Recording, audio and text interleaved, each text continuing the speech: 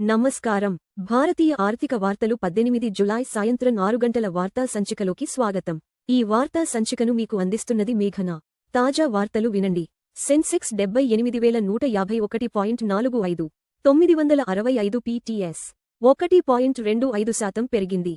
అత్యధిక లాభం టెక్ మహీంద్రా 4.14% పెరిగింది. అత్యధిక నష్టం సన్ ఫార్మా 0.90% తగ్గింది. నిఫ్టీ 50 నేడు 24,334.30 1.09% వద్ద ఉంది. 1.09% పెరిగింది. ఎన్ఎస్ఈ యొక్క అగ్ర 50 కంపెనీలను ట్రాక్ చేస్తుంది. ఐసీసీ బ్యాంక్ మొదటి త్రైమాసిక నికర లాభం 16% పెరిగి ఇండియన్ రూపీ 14,804.50 కోట్లకు చేరింది. బలమైన రుణ వృద్ధి కారణంగా ఐసీసీ బ్యాంక్ మొదటి త్రైమాసిక నికర లాభం 16% పెరిగి ఇండియన్ రూపీ 14,804.50 కోట్లకు చేరుకుంది. ఈ ఫలితాల నేపథ్యంలో బ్యాంక్ షేరు ధర 1.84% పెరిగి రూ. 444.30 వద్ద ముగిసింది. సెన్సెక్స్ 965 పాయింట్లు పెరిగి 78,151.45 వద్ద ముగిసింది. నిఫ్టీ 1.09% లాభపడింది. బీఎస్ఈ సెన్సెక్స్ 1.25% పెరిగి 78,151.45 వద్ద ముగియగా ఎన్ఎస్ఈ నిఫ్టీ 50 సూచీ 24,334.30 వద్ద స్థిరపడింది. టెక్ మహీంద్రా, టీసీఎస్ వరుసగా 4.14%, 3.09% లాభపడి మార్కెట్ ర్యాలీకి నాయకత్వం వహించాయి. యెస్ బ్యాంక్ మొదటి త్రైమాసిక నికర లాభం 33.7% జంప్. 2026 ఆర్థిక సంవత్సరం మొదటి త్రైమాసికంలో యెస్ బ్యాంక్ నికర లాభం ఏడాది ప్రాతిపదికన 33.7% పెరిగింది. ఇదే కాలంలో ఈ ప్రైవేట్ బ్యాంక్ నిర్వహణ లాభం కూడా 25.5% వృద్ధిని నమోదు చేసింది. కువైట్ ఇంధన మౌలిక సదుపాయాలపై దాడుల నేపథ్యంలో క్రూడ్ ఆయిల్ $82 మరియు 49 సెంట్లు వద్ద స్థిరపడింది.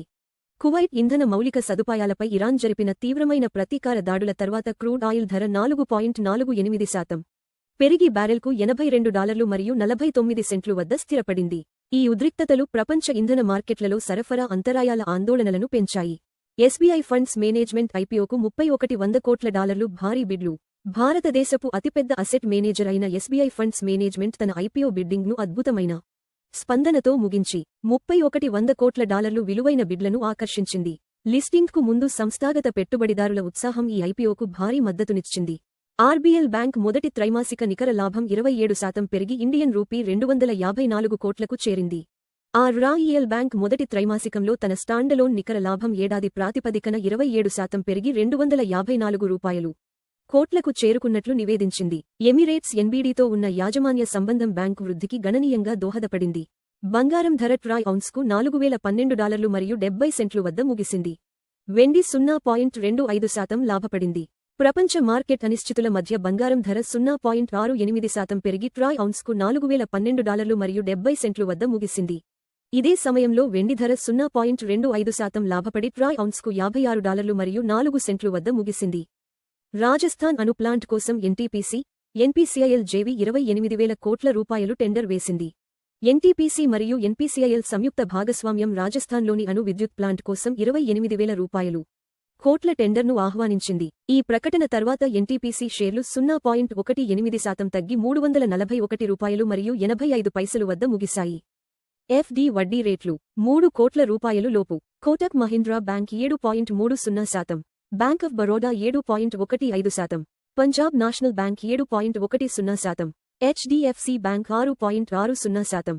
బంగారం $4,012 మరియు 70 సెంట్లు 0.68% ప్రతి ట్రాయ్ ఔన్సుకు అప్రాక్సిమేట్లీ ఈక్వల్ టు $124,209 ప్రతి 10 గ్రా. బంగారు ధర 0.68% పెరిగింది. మునుపటి ముగింపు $3,985 మరియు 60 సెంట్లు నుండి. బంగారు ధరలు ప్రపంచ డిమాండ్, డాలర్ బలం మరియు ద్రవ్యోల్బణ అంచనాలను ప్రతిబింబిస్తాయి. వెండి $56 మరియు 4 సెంట్లు 0.25% ప్రతి ట్రాయ్ ఔన్సుకు అప్రాక్సిమేట్లీ ఈక్వల్ టు $1,735 ప్రతి 10 గ్రా. వెండి ధర 0.25% పెరిగింది. మునుపటి ముగింపు $55 మరియు 90 సెంట్లు నుండి. వెండి ధరలు పారిశ్రామిక డిమాండ్, సౌర శక్తి మరియు సెంట్రల్ బ్యాంక్ విధానాలతో ముడిపడి ఉంటాయి. WTI క్రూడ్ ఆయిల్ $82 మరియు 49 సెంట్లు 4.48% ప్రతి బారెల్కు ట్రేడ్ అవుతోంది. చమురు ధర 4.48% పెరిగింది. మునుపటి ముగింపు $78 మరియు 95 సెంట్లు నుండి. చమురు ధరలు ఇంధన వ్యయాలు, ద్రవ్యోల్బణం మరియు భారతీయ రూపాయిని గణనీయంగా ప్రభావితం చేస్తాయి. $96.280.39 వద్ద భారతీయ రూపాయికి వ్యాపారమవుతోంది. రూపాయి 0.39% బలపడింది. మునుపటి ముగింపు $96.65 నుండి బలహీనమైన రూపాయి దిగుమతి వ్యయాలను పెంచుతుంది. అయితే ఐటీ మరియు ఫార్మా ఎగుమతిదారులకు ప్రయోజనం చేకూరుస్తుంది. ఎల్పీజీ సిలిండర్ ధరలు ప్రధాన నగరాలు చెన్నై $957 మరియు 50 పైసలు, 3106 రూపాయలు. బెంగళూరు $944 మరియు 50 పైసలు, 3021 రూపాయలు. హైదరాబాద్ $994, 3191 రూపాయలు. ఆంధ్రప్రదేశ్ $966 మరియు 50 పైసలు, 3128 రూపాయలు. భారతీయ ఆర్థిక వార్తలు చూసినందుకు ధన్యవాదాలు. ప్రతిరోజు ఉదయం మరియు సాయంత్రం 6 గంటలకు మా వార్తలు చూస్తూ ఉండండి. లైక్, షేర్ మరియు సబ్స్క్రైబ్ చేయండి.